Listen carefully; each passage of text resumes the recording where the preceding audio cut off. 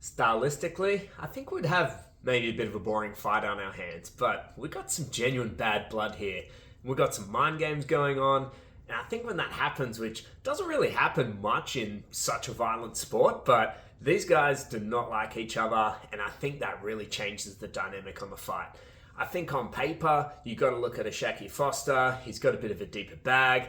He's the bigger fighter. I think he's the more skillful, and I think he's got the better mindset and game plan going in, and I think would coast to a fairly easy victory. I mean, none of these guys are big punchers, so I think the projection is always going to be Foster with a decision.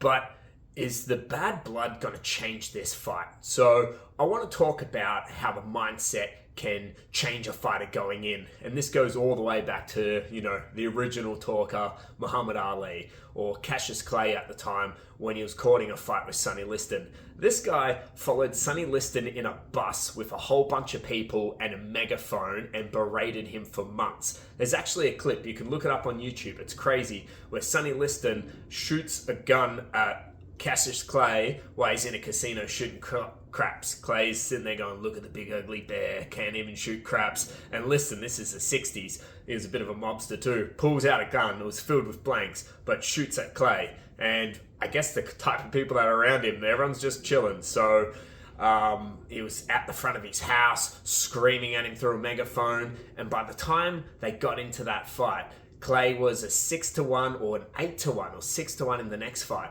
an 8-1 underdog, and Liston came in way too hot, out of his game plan, and it was easy pickings for Clay, at least for most of the fight.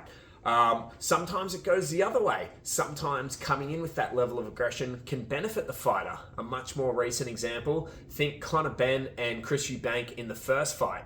I mean, Conor Benn coming up a lot of weight, a lot less experience compared to Chris Eubank, a lot less experienced in his resume, and Conor Benn just came in to take his head off.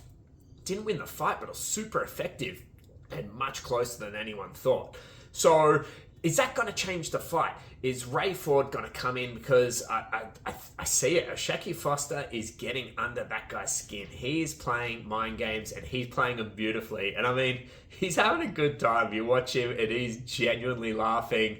And Ray Ford is just kind of going through the motions. He's kind of being, he's living rent-free in his head right now. The shove at the weigh-in, I think the commentator at the weigh-in was saying, that just tells us what we don't need to see from him. He's under his skin, and Shaki Foster is just like leaning on that. So we now have the fighter who's slightly favoured to win, who I think is now more favoured to win. He's a slick boxer, and I think this guy, the shorter guy, the smaller guy, is just going to come in. He's got to forget his game plan. I think it's a fight where Ford needs to kind of fight the perfect game plan. I think he needs to get inside. I think he needs to rough him up. He needs to take away his advantages. But I think he's just going to come in lunging and he's going to get caught lunging. I don't think he'll get stopped. I've seen quite a lot of fights where Foster, he doesn't sit on his punches. He's very light, which makes him very quick, makes him be able to hit his target well, and he sometimes catches fighters cold